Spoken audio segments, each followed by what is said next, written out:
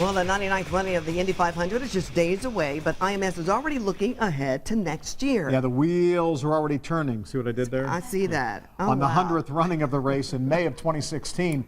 And Eyewitness News reporter Kevin Rader takes a look now on how the track is already preparing for that landmark anniversary. Kevin? Yeah, it's hard to believe, you two. We all know that the Indianapolis 500 is a super big event, but this year they're already starting to compare it to the Super Bowl. It is an Indiana tradition. It's a place that I love to come to, and I'll continue to come here as long as I live.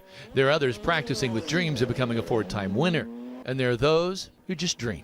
We're going to make this Super Bowl-like in May of 2016. Holman & Company CEO Mark Miles is working on turning the 100th running of the Indianapolis 500 into a reality. This is not envisioned as a one-day birthday party.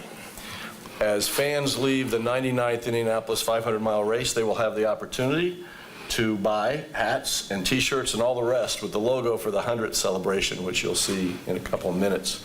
So it's in some ways, a year-long celebration between the 99th and up to the 100th. We've got a lot of plans that will reach into the global market, into the national market, and then certainly into the local market.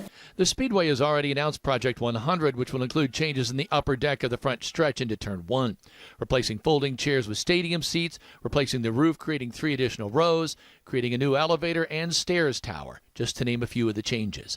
But the 100th running is more than bricks and mortar or the new logo that was unveiled Thursday as well.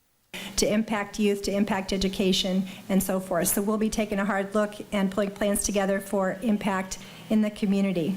And while this is about celebrating 100 years of history, it is very much about then propelling ourselves forward. We're not going to be looking in the rearview mirror except to celebrate greats like A.J. Foyt. There's a lot of other races that I go to, but like I say, there's only one 500, and that's my lifelong dream, and I'll continue to come here as long as I can. The goal ultimately is to expand the footprint of the Indianapolis 500 internationally, nationally, and locally. But the bottom line is they want to reaffirm this race as the auto race of the world. That will all be at stake next year when the Indianapolis 500 stages race number 100. At the Speedway, Kevin Rader, Channel 13, Eyewitness News. All right, thank you, Kevin. But before we get to race 100, we're thinking about race 99, which is going to be this weekend. And before we get there, we're going to bring you live coverage of the 500 Festival Parade, which steps off at noon Saturday downtown.